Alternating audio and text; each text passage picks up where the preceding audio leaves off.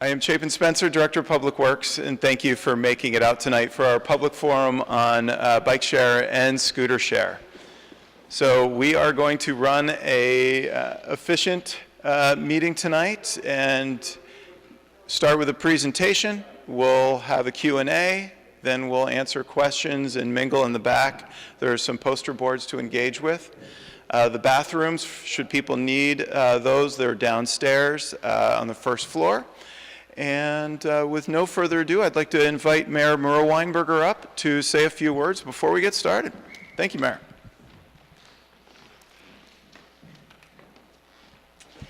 Great, thanks, Chapin. And let me echo Chapin's point. It's great to see so many people come out on a challenging night.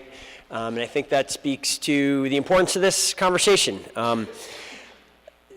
To try to kind of tee it up from the way the city is thinking about this conversation right now. It's certainly my sense that we are living at an exciting time in terms of the way in which transportation technologies are evolving. We are living at a time when it is urgent that we find ways to evolve as a society. And let me say just a little bit more about both of those things, because I think those are very much on our mind. After, I think, a fairly extended period of somewhat static transportation options and many decades of drift towards more and more dependence on automobile ownership and automobile use, that really has started to shift over the last, call it 10 years. And it certainly has shifted dramatically from my perspective, even in the 7 years that I've been in this role. We have seen these new technologies emerge that have already had a significant impact on our transportation system. Thinking back just to, the highlights of the last 7 years. We didn't have a transit center 7 years ago and realized that long-standing dream, which has changed the bus experience. We have been making major investments in both our sidewalk, pedestrian infrastructure, and our bike infrastructure, and I think picked up some momentum with that, and particularly in the last year as we started using these quick build techniques that allowed us to make more rapid interventions to improve bike and pedestrian safety, and we're excited by the first year of results with that effort. We have seen, I see Annie here, we've seen car share really mature and expand in this community and serve a key role in the community. We have seen the bike share launch, and we're going to talk a lot more about that tonight, but it's awesome to think we have a season under our belt now when we had not had it before. And maybe most significantly to the transportation ecostructure, we have ride sourcing now that did not exist, what was it, 4 years ago, 5 years ago, and that has profoundly changed the way Burlingtonians are getting around in the town. We see, on average, more than 1,000 trips happening within Uber and Lyft every day. And I think you add all those things up, and it is much easier to have either a car-free or a car-light lifestyle than it was just a few years ago. From everything I can see, these trends are going to continue and accelerate in the years ahead. Very exciting what's happening with within electric vehicles. And BED is trying, and that's a whole other topic about how BED is attempting to be a major force in that area and move Burlington forward there. And now, the topic of tonight, we have seen in 2018 across the country dramatic expansion of electric bikes and especially electric scooters in cities across America. We, I think, tried to be mindful as a city that new technologies are not an unambiguously positive thing almost ever. There are always disruptive elements of new technologies, and there are new issues that need to be considered and regulated and weighed, and by all indications, the e-scooter technology, it falls into that category. Our sense, and we are not completely expert in this, but we have been trying to pay attention. And when I say our, I want to be clear, I think I'm speaking, hope I'm speaking accurately for the multiple partners involved in the Burlington bike share system. So that's UVM, Champlain College, South Burlington, the city of Winooski, and CATMA as the kind of coordinating agency that is playing a key role. And I see Sandra Thibault here, who has been helping lead that effort. We all are excited about having a bike share. We are excited and hopeful about the idea of expanding it to include e-bikes and e-scooters in the upcoming season. At the same time, we are aware that there has been a pretty dramatic difference of experiences in cities across the country, depending on how this rollout is done and the way in which it is planned and communicated. Our understanding of the 2018 experience is that cities that were not proactive, where these companies just sort of showed up and started operating, there was often a variety of issues that the public was quite unhappy about. While elements of the public were excited, maybe 50-50 in some cities is sort of the public acceptance of these. Cities that were more proactive, did better planning, maybe had more rules about where this equipment could be stored, the way in which they could be operated. There was much greater public acceptance and excitement about these operations, as high as more than 70% of the public. The point of tonight is to start the communication with all of you about what a 2019 pilot with e-bikes and e-scooters expanding our current bike share might look like, to hear your concerns and hopefully your excitement and enthusiasm for certain areas, and to incorporate your feedback with all of our partners as we try to figure out where we go from here. We are expecting to work again with the company Gotcha that was the lead partner in this past season. We have not signed a new agreement with them, and that I thought it was critical that we have this meeting first before we kind of negotiate exactly what the upcoming season was going to look like. And do we have a member or representative of Gotcha here? So great. You want to just introduce yourself real quick, what your name and role? Bob Dell, I'm the local community manager for Gotcha here in Chittenden County. Great.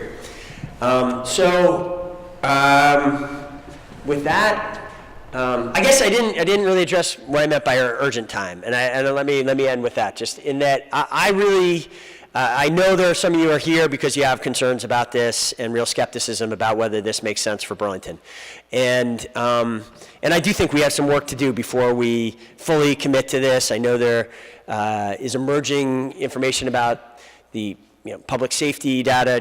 Do people on e-scooters, how at risk are they for accidents? Is there a big dramatic difference between that experience versus bikes? We are becoming an expert in that, and we need to grapple with that. I think in general, I'm of the mindset, and I think the partners are of the mindset, that this is an issue that we have to grapple with and have to be open to innovation and change in that we face a massive crisis in the decades upcoming in climate change. And we know that Vermont and even Burlington are not meeting our climate goals with respect, in particular, to transportation. We are making progress with respect to how we heat and cool and insulate our buildings. We are making great progress. In fact, in some ways, we have kind of achieved a major milestone as a community in the way we light and power our electricity, doing so with 100% renewables here in Burlington. The area that remains a challenge that no one really has the answer for today is in the transportation sector. We know that our emissions, even during a period of of progress in these other areas, the vehicle trips have continued to go up despite many efforts to bring them down, and this threatens our achievement of critical climate goals. The way we think to get to success ultimately is to innovate, is to change, is to be open to these new technologies. Certainly not to do so blindly without awareness of risks and possible pitfalls, but at the same time we feel a responsibility to consider and explore innovations that have the potential to replace vehicle trips. There is emerging data. There's dispute over this. It's not a settled point, but I think increasingly information coming out is that these e-scooter and e-bike trips can replace a significant amount of vehicle trips. And when you do that, not only do you make impact on emissions, you also make an impact on congestion and parking load as well. So there's a lot of potential upside. We're looking forward to the conversation tonight and in the weeks to come to find a Burlington way to get this innovation right. Thanks. Thanks, Mayor. Come on up, Director Cindy White, Director of the Parks, Recreation and Waterfront Department. We want to talk briefly about the regulatory environment, and any new technology, the e-bikes and e-scooters, does create an opportunity and a challenge for us to figure out the appropriate way to manage these uses. And we have been working with the city attorney and looking at the general landscape. Our city ordinance does not have a lot of specificity when it comes to e-bikes and e-scooters. State statute does say that e-bikes should not be ridden on the sidewalks. E-scooters are even kind of less clarified in city ordinance and state statute, and this is an area we want to hear from you and understand how best to manage it. Where we've seen e-bikes and e-scooter programs in other parts of the country work well, they are using bicycle facilities and communities with a robust network of paths, of lanes, of bike boulevards provide safe corridors for folks to travel. So we will be looking with the RPC, the Regional Planning Commission, has a consultant on board to work with us on what city ordinance and what state statute may need to be adjusted to best regulate this use so that it works for our communities. Cindy, anything to add on the bike path side? No, that's pretty much it. So that's how Parks and Rec gets involved, is that we obviously are not in the streets, but we have our beautiful Burlington Greenway. So this is something that we have started tackling at the Parks Commission level as far as the e-bikes, and now we have the e-scooters coming on. So it's an exciting time, but we're the great part is we're all working together to try to see if we can figure this out and make Burlington a great place. I always say to live, work, and play. The play part being important. I'd like to invite up Sandy Tebow to give a brief overview of how our Greenride bike share program worked last year. Sandy is the director of the Chittenden Area Transportation Management Association. Thanks, Chapin. Thanks, Mayor. Sandy Tebow, Executive Director of CATMA, as Chapin introduced me. And I just wanted to talk really briefly about CATMA's role in this process. So back in 2016, we joined with the University of Vermont and Champlain College and the RPC and went through a formal procurement process with a formal RFP, received several vendors that submitted proposals for the system. And after much review and discussion, we selected the Gotcha Group as the vendor for the current bike share system.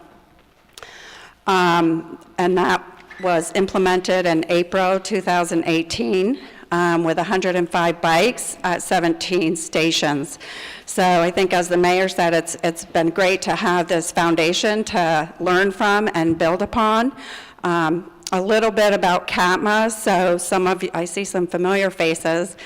We've been working with the institutions for over 25 years and reducing single occupant vehicles on the Hill, and also increasing sustainable modes of travel for employees and students. And we've been pretty successful in reducing single occupant vehicles by 20%. And the way we do that is through a variety of incentives and programs, services and education. In 2015, we expanded our service area within Chittenden County, which meant that we opened up membership to businesses and developers in Chittenden County. And I say that because CATMA is holding the contract with the bike share vendor right now. It makes sense as a nonprofit regional agency to do so. So did I cover everything? I think I'll look to Bob to share some of the report and statistics from year one. Thank you.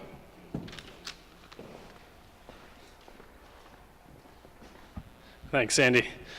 Hi, everyone. My name is Bob Dale. I am the local community manager for the Gotcha Group and Greenride Bike Share here in Chittenden County.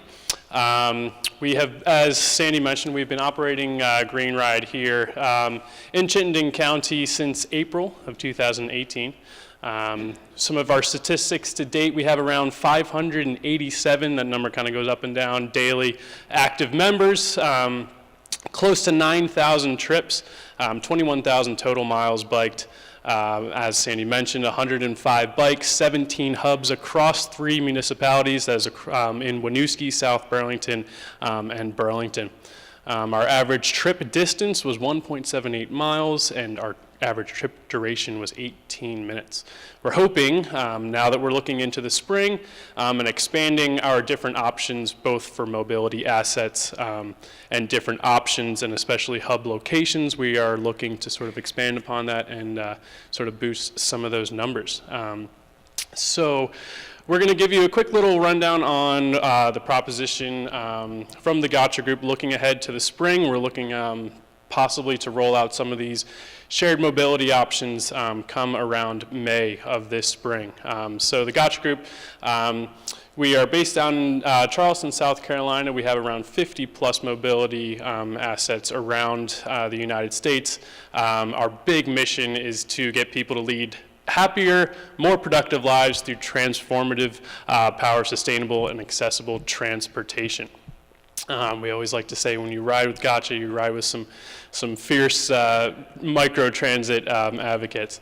And our big motto is we believe mobility is freedom. In this photo here, you can see a little bit of our photo of our new assets, our electric bike and the electric scooter, which we're kind of here to talk about tonight and get some public feedback on as we look ahead towards the spring.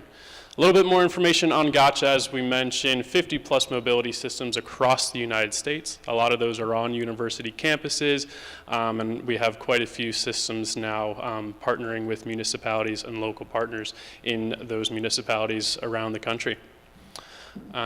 So with the new transforming landscape of transportation and mobility options around the country, a lot of bike share systems in both municipalities and university campuses are looking to go towards electrified fleets. Here with Gotcha, we have now our electric e-bikes, electric scooters, and we also operate electric ride-share vehicles throughout the country as well. A little bit of an overview of our e-bike. It is a 100% e-assist bike. It is a 350 watt motor, carbon fiber drive, GPS enabled smart lock, automatic safety lights on both the front and the rear, a basket. Our big thing this year is we are implementing a cup holder in the basket as well. The e-bikes operate off of a swappable battery. So the way these would work out in the field, they would live out in our system area throughout the day, and we would have a team of fleet mechanics that would go out both throughout the day and overnight swapping out the batteries for our bikes. The proposition, like the current Greenride system, is to have the bikes live outside 365 days a year throughout the year.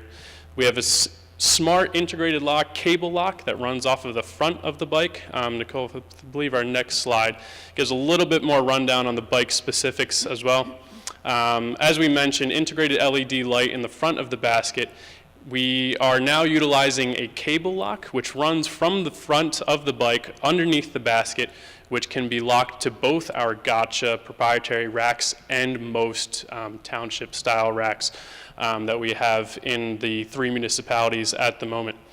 A really nice little auto up seat handle which makes the seats very easily adjustable. We have a steel auto release lock which locks the back wheel as well, which allows for a little bit more flexibility. That allows the bike to not necessarily have to be locked to something if we were looking to implement some of these sort of virtual hubbed areas. We do encourage all of our assets throughout our systems to be locked to whether it is a Gotcha hub or a city bike rack. So that's another piece of the conversation that we're having with the municipalities, with our partners on the ground, is the utilization of both the cable lock and the lock-to abilities for these bikes. The big thing, the big development, which a lot of the new mobility options around the country are looking at now, is of course the e-scooter, which I'm sure quite a few of you have some questions on, which we will hopefully be able to cover most of tonight. So this is the Gotcha proprietary e-scooter. We developed this ourselves. It is our proprietary product, so it is unlike any of the other scooters out there in the market. It has a 350 watt motor, 15 mile per hour max speed. It gets up to 18 to 20 miles per charge. Unlike the bikes, our current scooter is not a swappable battery. We are working to develop a swappable battery for the scooters so that our fleet mechanics can go out in the field and swap out the batteries. Currently, the system we're operating under is every night all of the scooters are brought in, they are charged overnight, and then our fleet team brings the scooters back out into the field in the morning. The big differentiator between Gotcha and a lot of the other operators out there, which is one of the biggest concerns around scooters, is the clutter, scooters blocking pedestrian ways, being just left out in the middle of the street, being tossed up into trees, you name it, is that we encourage all of our scooters to be brought back to mobility hubs. So similar to our current bike system, we highly encourage that all scooters are brought back to hub designated areas. What we're really trying to work with the municipalities and all of our partners on the ground this year is what we want to do with a combination of physical hub systems and virtually geo-fenced virtual hub areas where these bikes can be locked up and the scooters can be left out of the right-of-way, out of the sidewalks, so that they are not blocking any pedestrian traffic or just causing general clutter. It also helps our fleet team to be able to go out throughout the day, know where the scooters and the bikes are going to be at any given time, so that we can make sure we're on top of doing all the battery swapping and charging, and like we said, that they're not blocking ways and that it's nice and aesthetically pleasing. All the scooters are standing up, they're not strewn all about, and that our bikes are going back to our hub areas. The great thing about both these bikes and scooters is that they will all live through one app. So we have developed our own Gotcha app. So you will be able to see our system area, find out where the bikes and where the scooters are, all through our Gotcha app. As you can see on that second little phone slide there, it'll give you a map of our area. It'll show you where the scooters are, where the bikes are, and how many bikes and scooters are there. It will also be able to tell you the electrical charge on those bikes and scooters so that you know exactly how far you can get on said bike or scooter that you choose to rent. New users, really easy, quick sign-up method. Just put in the credit card and you are ready to go. Like we said, you will have the option of choosing either a bike or scooter. It will show you where those are.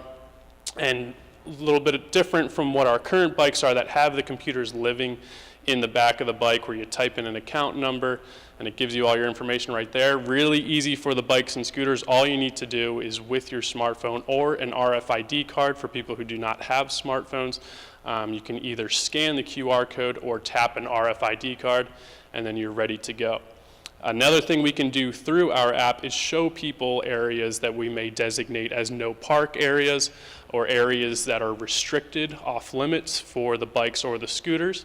We can geofence specific areas for both bikes and scooters. If we decide that we do not want to enable bikes or scooters in those areas, it will give users a warning on their phone, and it will also disengage the motors on both the bikes and the scooters, and then encourage the riders to return to areas that we designate with the municipalities as our system areas. So as we have the continued conversations with the municipalities about where these scooters and bikes can live, that is another thing that we can do right through our app, is make sure that riders are first educated on the rules. That's another great thing with our app as well. As users are signing up and as they're going to rent one of these assets, there will be a lot of educational pieces that they can go through to see whether or not they're allowed to ride on the sidewalks. And again, one of the biggest things is where exactly we want to allow all of these assets. At the end of the ride, all you do is you lock up your bike, leave your scooter in one of these virtual hub mobility areas, and then you can give us a rating on how we did. It will give you your statistics, how far you went, how much you were charged. One of the big things that we are really looking to do with both the bikes and scooters this year, a little bit of a change, is in our pricing model. We have one of the biggest concerns of any kind of bike share, and especially the scooter share programs, is impacts on local shop business. We've had a few meetings with some of the local shops. We are really looking to sort of continue these conversations, especially as we continue our tool study with the Chittenden County Regional Planning Commission on some better ways to partner with the bike shops. One of the big things that we're doing this year is changing our pricing model to a per minute fee for all of these assets, which will really encourage riders to utilize this as sort of a short ride, first and last mile transportation option, as opposed to going out for a 4 or 5 hour ride out on the bike path. So going to a per minute charge, we're really trying to make this more of a transportation option, first and last mile, hour or less style rides. A little bit more information about our hub system. As some of you know, on the left here, we have 17 hubs around the 3 municipalities, Burlington, South Burlington, and Winooski.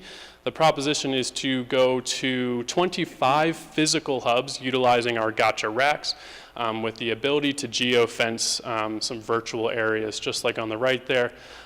These are great options if we wanted to, geofence the Winooski Circle for an event. Say we want to allow riders to ride to Waking Windows for the weekend, we can geofence the entire Winooski Circle, and they can lock up their bikes to any existing racks and then bring scooters to a designated hub area within that virtual hub as well.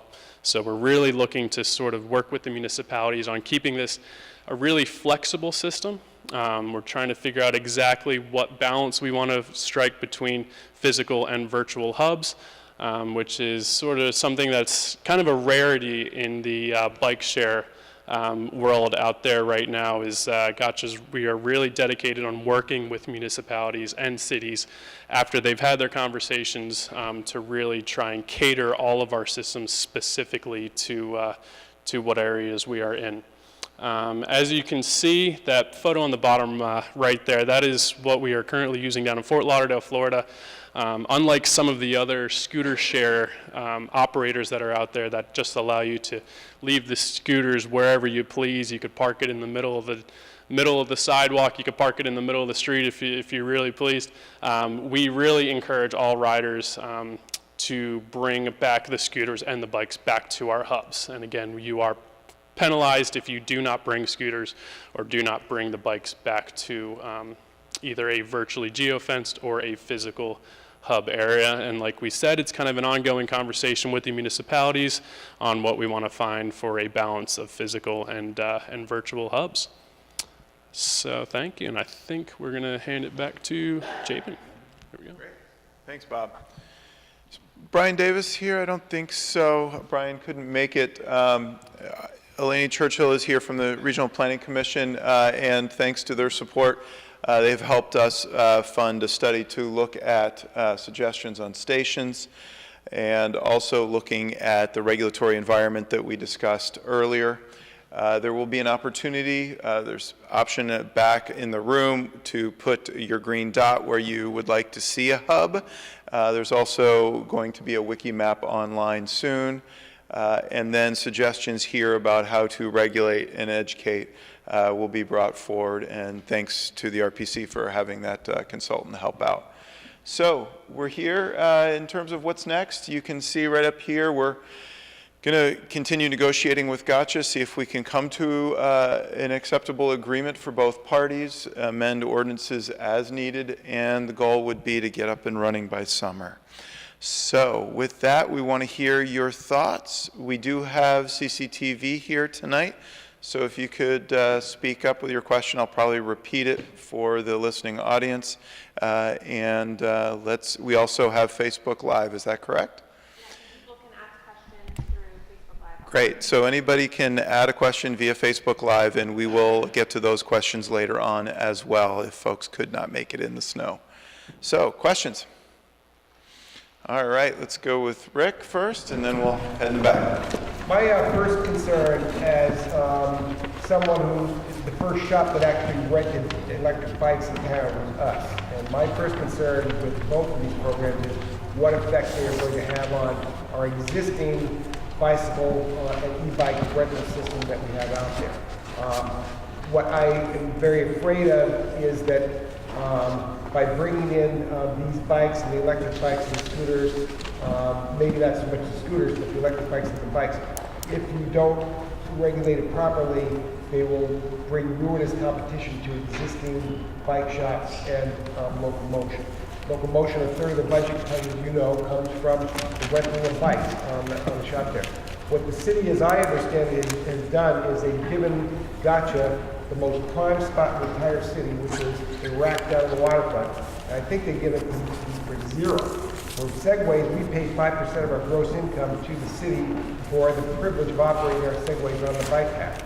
It seems to me that if you're going to level the playing field, okay, and you've got somebody else that's renting bikes and e-bikes and other things, they should be paying a 5% fee to the city for that purpose as well, and they should not get the best spot in the city for free, because we would love to have that spot. We'd love to have our e-bikes right there and rent them out. We rent them out all day long, because everybody sees them right there, okay? So, in my opinion, the hub on the waterfront should not exist, okay? And the reason is that it gives an unfair advantage to this company, which is an out-of-state company, over the local bike shops, okay? If you take a look at, one of the problems we have is getting information from Gotcha. They will not share their information as to specifically what was done hub by hub. My understanding from a chart that I've seen is that almost half of all bicycle rentals came from one hub out of 17 last year. That was the waterfront, okay? That means that is in direct competition with the other bike shops in town. That is not what this thing was organized to do. It was supposed to be organized to provide transportation from hub to hub within the city. So in my opinion, if half of your entire fleet is coming from one hub, and that's in the waterfront, this system is not working properly. If it is going to work properly, it has to do it without having income coming from the waterfront. It has to do it with the other hubs it has out there. My opinion is you ought to eliminate the hub on the waterfront entirely, so you get some equity with the other bike shops in town, okay? And see if the system stands on its own, point to point, without the waterfront coming in. Very happy to hear that you're gonna put some type of geo-fencing in or some kind, because that will then allow you to prevent the bikes from going out on the causeway. Our main income comes from tourists during the summertime. That means renting the bike and going out to the causeway. That's why they rent the bikes. We cannot have ruinous competition with this. So if you can put some type of geofencing that doesn't allow those bikes and e-bikes and scooters to go out to the causeway, that certainly will provide a lot of protection for the local bike shops. Thank you very much. Thank The you. audio is very good. So Don't worry. What's that? Is The audio is very good. the audio's good. That's great to hear. So there's regulation, there's technology to look at ways that it does not detrimentally impact the outdoor recreation local business scene here in Burlington. Yes, let's go with Joe and then up front. So I hadn't planned this, but my point is kind of a counterpoint to that. And I guess I wonder, what's the number of point-to-point or last-mile trips that we have? And if there are local bike shops and they have e-bikes, then it seems like they could compete in this marketplace.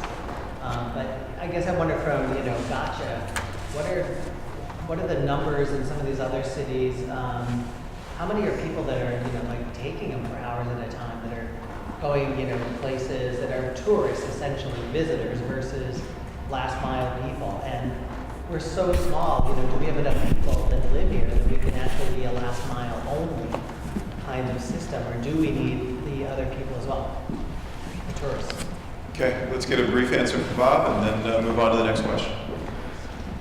Yes, so one of the main concerns, obviously, with the local shop businesses in town is how much this is going to cannibalize some of the longer distance trips. One of the things we really are looking to do with this tool design study, which will be put on by the CCRPC, is figuring out how we want to especially position hubs more into residential areas, keeping hubs away from just these tourist market waterfront areas, so that we can truly try and transform this more into a transportation option and not take over some of the local shop businesses. Another point just to touch on really quick, which we didn't really get to earlier, with especially the scooter piece, a really big piece that we probably should bring up today. Gotcha proposes for as long as we have scooters on the ground in Burlington, for both bikes and scooters, there will be no more financial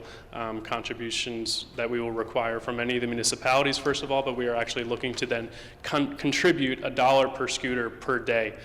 So with the proposition of adding close to 200 scooters, if we have those scooters on the ground between April and say through to the end of September, we're looking at close to $30,000 that Gotcha is looking to invest into a local micro-transportation, sustainable transportation fund, which we want to have CATMA oversee to work with the 3 municipalities to invest that income into improving local bike infrastructure and working with policy as well.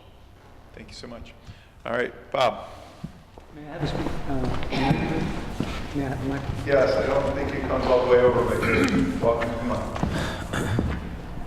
Hi, I'm Bob Herring. I'm on the Electric Commission, and I support electric vehicles, and I support maybe electric scooters. But when I'm just a guy on the street on my bike, I have a little different view about electric vehicles. And I want to point out, and I think I heard you say this, Chapin, we basically have no policy about where these things can go and cannot go. When we replace a car with an electric car, we save a lot of carbon, and the car occupies the same space that the car did before. When we replace a car with an electric bike, we only hit about 1/8 as hard in terms of carbon, and furthermore, we now open areas that previously were closed to motors. The prime example in my mind is the Greenway. So when I'm hearing that we're going to go full out on these things by Memorial Day, and ironically, it means now you won't be able to rent a bike that isn't motorized, and we still don't have any idea about where they should go legally, I think the whole thing is turned upside down. We're rushing, and we're not actually confronting the issue of what are the downsides of some of these things. And specifically, I'm concerned about motors going where they didn't used to go. Thank you, Bob. All right, sir, yes. I guess one question about the e-bikes, are they electric assist bikes or bikes with an electric throttle? Yes, they are electric assist bikes, at least the ones that Gotcha is proposing to add to the fleet. I know that there are many different types of electric bikes, but these would be pedal assist, or electric assist, excuse me. Yeah, and I've tried both of them out, and they're very, very different experiences in that. If you haven't tried them, I would highly recommend it. It's very interesting. I would just like to say my mom couldn't come here, but she would really like to say she's very excited about scooters. She drives to work. She lives in the city and works in the city, but she still drives to work. She doesn't bike because it hurts, so she's really excited about the possibility of going to school. Okay, thank you. Next comment, yes? I was curious to learn more about the I think it's called an RFID card, so that people who don't have smartphones can access these. It's still kind of like, I'd like to learn more about it just with the thought that I want to make sure it's equity and being able to access these resources who don't have a smartphone. More information on the RFID card for the unbanked or unsmartphoned.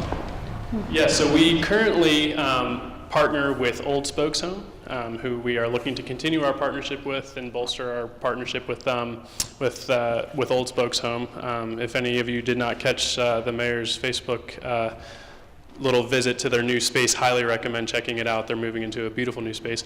But going back to the RFID, yes, so for unbanked users and people without the smartphones, they have the ability to go visit Old Spokes. We're also looking to sort of broaden throughout multiple other partners in the local area so that users can prepay for a specific amount of time or a monthly, yearly membership for the bike share. And then will be issued an RFID card, which they can then use on the bikes and scooters to unlock. The bikes and scooters will then track their usage through the bike and computer GPS, and they can then see either online if they were to utilize the computer, or to go into Old Spokes Home and see how much time or dollar amounts they've utilized if they're doing the pay-per-go. And with both of our monthly and annual memberships, you are allotted a certain amount of free time riding per day. Great, thank you very much. And before I get to the next question, just to remind folks, tonight is not the only night to comment. We do have this email address, DPW Planning, that is up and running. The public should feel welcome to submit comments, and up soon will be a wiki map to contribute ideas for locations of hubs. Yes? So the scooters will be 50 miles an hour speed limit? Proposal speed limit on the e-bikes. So the e-bikes, they have a 20 mile per hour max. Again, they are an e-assist, so with some of the hilly topography around here, we do kind of see this really revolutionizing the barriers for income for the biking. But again, with the bikes being a pedal power, putting a max speed that the bikes can reach is kind of interesting, because it really depends on the rider themselves. The motor itself will disengage once the bike reaches 20 miles per hour or over. We also, another point to point out, we have the ability to geofence areas in which we can control the speeds of both scooters and the bikes, and not just geofence, but govern these speeds at whatever we decide, any kind of maximum speeds for the bikes and scooters we decide on with the partners. Yeah, because I do a lot of e-biking myself, 20 mile an hour limit. I think the Greenway, there is concerns on the Greenway. I think it's a valid concern, but you just talk about it. Speak up, please. Speak up. Yep. Yes, can't hear. So the comment was looking at speed governing the use of the e-bikes on the waterfront greenway, at least in the congested portions of it. Right. We definitely want to have bikes that go 20 miles an hour, because it's a huge benefit when you're using the bikes on streets along with automobiles, especially in the downtown sector, because now you're going to have a lot more people that are comfortable biking in the streets, and the more people biking in the streets, the safer it becomes, because everybody gets used to bikers in the streets. So I'm really excited about that. Okay, thank you. Glenn? Yes, I'd just like to know, what the Department of Public Works and the mayor and the city are thinking in terms of, the infrastructure in the city and accommodating another 200 motorized, e-scooters and e-bikes happening on the street, because I think there's going to be, potential conflict and competition. And, I think it's whatever you decide to do, it will be helping pedal bikes as well, but I'm just wondering what the plan is. Yeah, it's a great question about the infrastructure and how we build an infrastructure for an increasingly diverse set of pedal-powered, battery-powered mobility devices.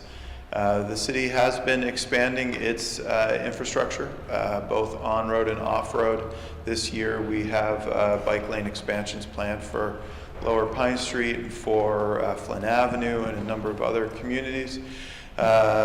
Neighborhoods of the city, so we will be continuing the network. These technologies are intended to be used on road, and we want to develop a system where the users of the bike share and scooter share system are riding safely and appropriately on our traveled ways. As I think you may have even been on the commission at the time, of the Public Works Commission, we've lowered the speed limit to 25 miles an hour, except on a handful of streets. We're continuing to build out the neighborhood greenways. We have a couple new neighborhood greenways coming online this year. So it is a work in progress, but it is a opportunity for us to have new users advocate for infrastructure that the city is interested in building. Yeah, here and then back over in a second. Hi, thanks. I have a number of different questions and concerns. So 200 new scooters are being proposed. How many bikes? So the original proposal that got you proposed to us was 200 bikes and 200 scooters. That hasn't been finalized, but it's a starting point. So I guess I'm also just confused, this motto of the freedom of choice, but only all electric bikes, so no more pedal bikes, all electric assist bikes. I'm not sure what all these nice bikes going to happen, all these nice bikes that we've had, and how they've worked. So it feels like we're abandoning a program and bringing in a whole new program. So that's one question about the bikes, but I really do have a strong concern about the scooters and not having a lot of knowledge on the ground here about the scooters. People here, I presented last night at the city council meeting, and I've been in touch with a lot of people about just the dangers of the scooters. It sounds like you've addressed some of that by having this a docking system, which is great. So you've addressed this problem that's happening around the country. But the other thing is safety and things around, you have pictures with people with a helmet, but who's going to have a helmet for a last mile ride? People don't know how to ride them. They do zip around. They do bring them on sidewalks. Who's going to enforce some of these rules that we're saying we want people to follow? Is the police department supposed to now take care of 400 new vehicles around the city? And so there just feels to me also like in this meeting itself, it sounds like it's a done deal. I hear that you're negotiating last of it, but I heard Cindy say, we have the e-scooters coming on, period, end of sentence. So this is like a done deal. Where so many cities, dozens and dozens of cities around the country, have these rollouts with disasters. And so I'm really concerned about that happening here. I also want to talk about pedestrians and people who use the sidewalks to walk, people who use the sidewalks who are in wheelchairs, people who use the sidewalks who don't have great balance. All of these things are people who use the bike path who don't have great balance, people who use the bike path with strollers or running. So it feels like it's going to really impact all of that, and I don't really see how we have a plan. We have a lot of staff in all of these departments, and it's beautiful, all these planners, but what are they doing to take this experience and turn it into policy? And how is even a meeting like this going to impact policy? Why don't you start with the bikes and I'll talk about Cool. policy. Yeah, so to touch on the bike piece, yes, so it is essentially a complete overhaul of the current system, going from the 7-speed 105 bikes to a 200 bike, all e-assist. We really see that sort of revolutionizing usage, especially in this area with the topography. One of the current downsides of having a bike share system in a very hilly area is a lot of people tend to take the bikes from the top of the hill, ride downtown, turn around, look back uphill, and say, oh, you know what, I'll walk, I'll take the bus, or I'll just leave the bike here. So what we really see, especially from an operational side, the e-assist bikes sort of revolutionizing a system that can really self-balance itself so that people can ride back up the hill, get back out to wherever they are trying to go. We are really looking to utilize some planning with the Chittenden County Regional Planning Commission and this tool study to really focus in on redistributing and adding some more hubs to make this a transportation option as opposed to something that people are just going to be taking, cruising on their e-bikes down the bike path. That's really not our goal with this system. So again, nothing that we're talking about here is a done deal. No pens have been put to paper.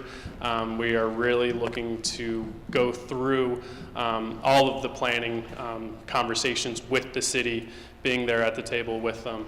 And as these conversations go on, I'm sure Chapin can kind of touch a little bit more on the next steps, but we at Gotcha are really, really focused on working with the city before implementing any of these assets and making sure that we have you know, a well and thought out system before we put anything on the ground. Great, thank you. I will just say, Bird Scooters wanted to come here last fall and launch, no cost to the city. We said, no, we need to wait. We need to go through a process.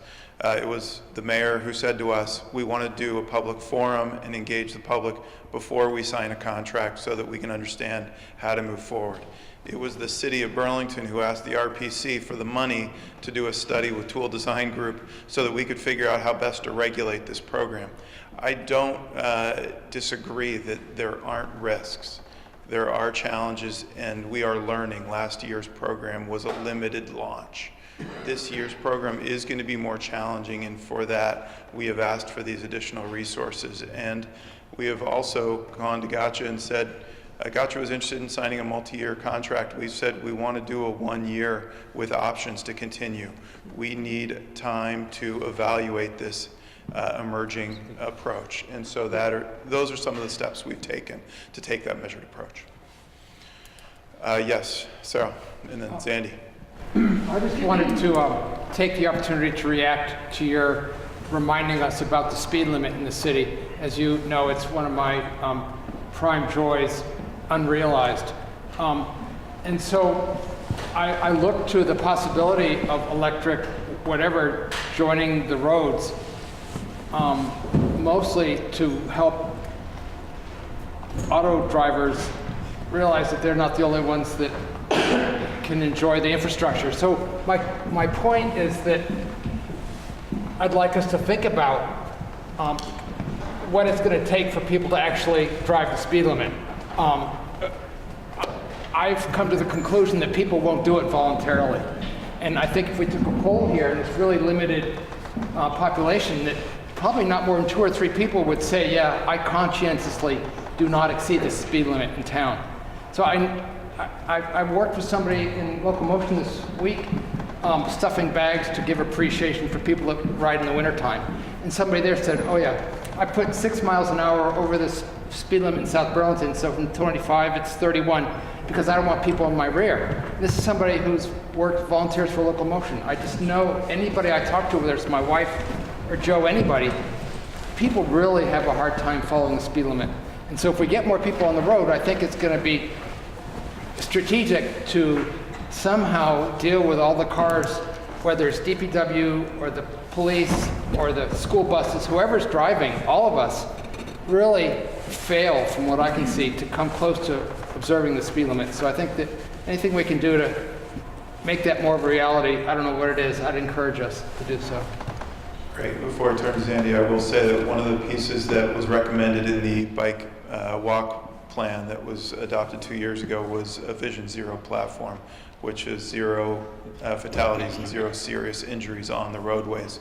The city is taking a very close look about whether we are resourced and ready to launch such a campaign. If we do, we are going to be aggressively moving to engineer our roads even more than we are now to get people to abide by the policy limits that we have set.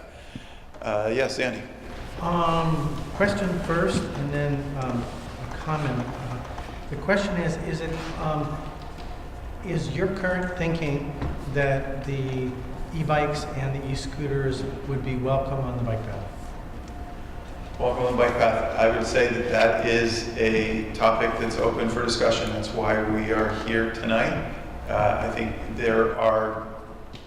We have heard already some concerns about it. We've heard tonight some additional concerns about it, so we want to hear more input on that. One of the nice things is because of the technology, should we choose to regulate it on the bike path, we are able to speed govern the bikes and scooters to a point where either they would be very slow or they wouldn't be able to power at all. So it's in our hands to decide. Okay. Next. I think that we've talked about what is the value of pedaling a bike and what is the value of using a power assist vehicle, and they are wicked fun and all that. I mean, they really get you there. I think that when I first was involved with the presentation, I read and heard that Gotcha's strategy involves tapping the tourist market. We have had subsequent discussions, and I personally have made suggestions that instead of saying an electric bike or an electric scooter is worth $2, it's really not the same as a pedal bike. But back to comment on your statement about pricing, I can join, as an out-of-towner, I can join at $15 a month and get 1 hour free riding, and the current up to 1 hour rate at Locomotion on the waterfront is $18. So I can pay $15, save $3, and then for the rest of the month, take 1 hour trip per day, or say I'm here for a week. And so I don't think the pricing is actually supportive of some other investments we've made in this community, say with Locomotion or other businesses that provide this service. And we're not really competing with someone who's riding 6 hours and like killing themselves, but they are going to Causeway or they're going for an hour or two. And I would encourage you and this community to think about what's the nature of the bike path in, half a mile beyond Moran, when I'm mixing kids with strollers, runners, bikers, my son and his friends on scooters, people who just stopped at Foam Brewery, grabbing the scooters, skaters, and that's inevitable. And what do we think about that? Right, and that's why we're here. This is a policy question. The good news is we can make the decision, and I think I understand your thoughts about how we set up the financial pricing to disincentivize the use of these for recreational rides, and to as well look at prohibiting certain use on the recreational path. Yeah, Jordan, we have a question from Facebook Live, and then we'll get you there. Facebook Live. Did the city get bids or proposals from any other operators? Okay, so the question was, did the city get any other proposals from any other operators? We are working in partnership with a number of other partners here, UVM, Champlain, CATMA, and Winooski in South Burlington. CATMA did do a competitive procurement last year for the 2018 Greenride program that was managed by Gotcha.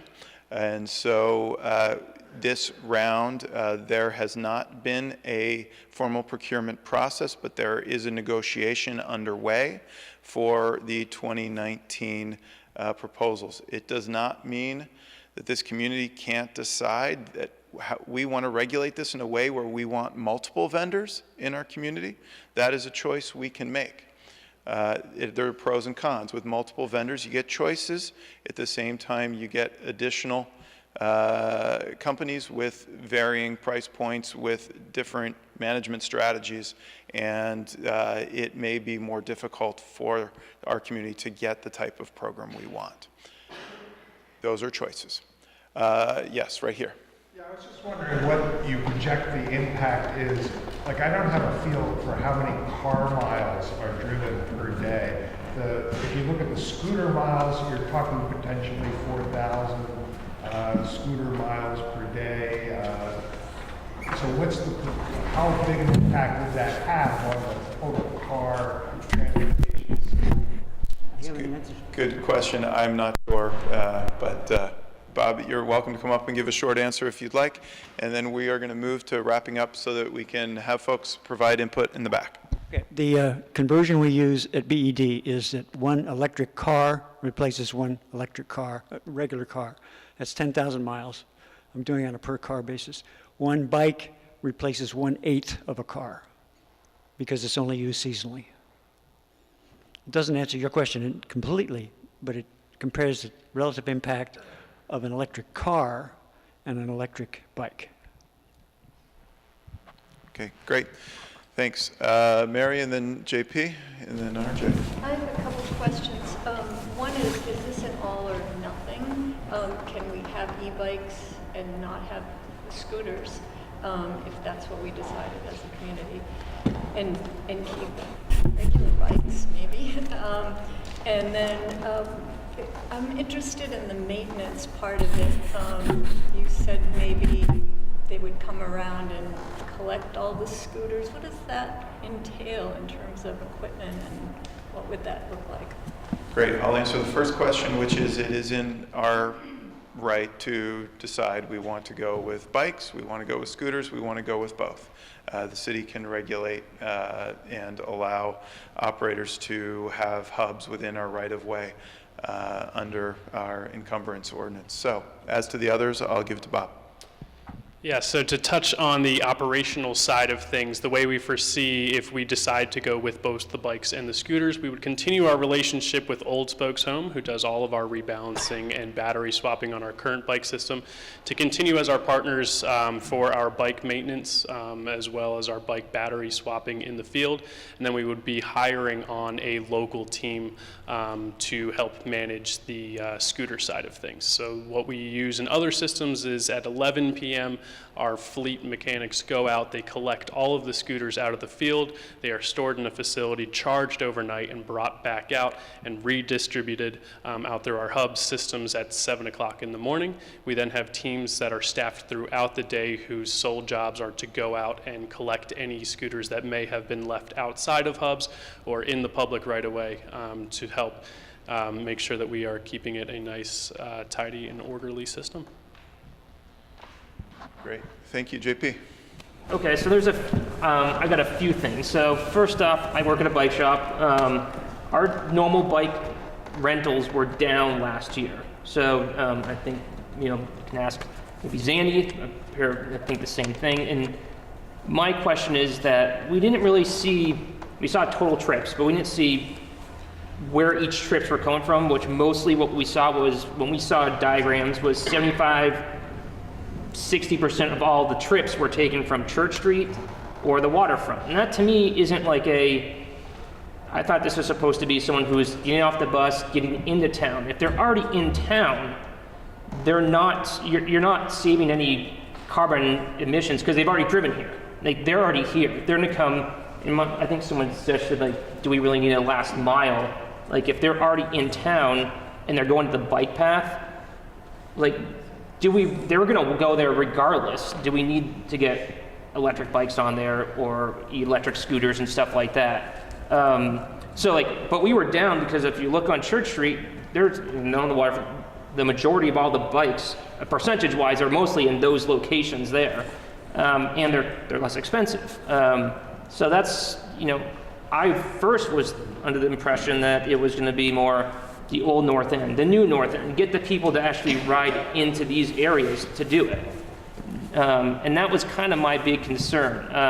Hey, how many trips did you get out of this hub in the old North End near Sandra Studios and stuff? Or how many did you get here? If it wasn't that many and they're all going straight to the waterfront, is it a success? Is it worth the actual dollars invested into it? So, I think it was $400,000 of procurement of money, and that's if it's worth that much to get just people right down to the waterfront, I don't know if that's money well spent.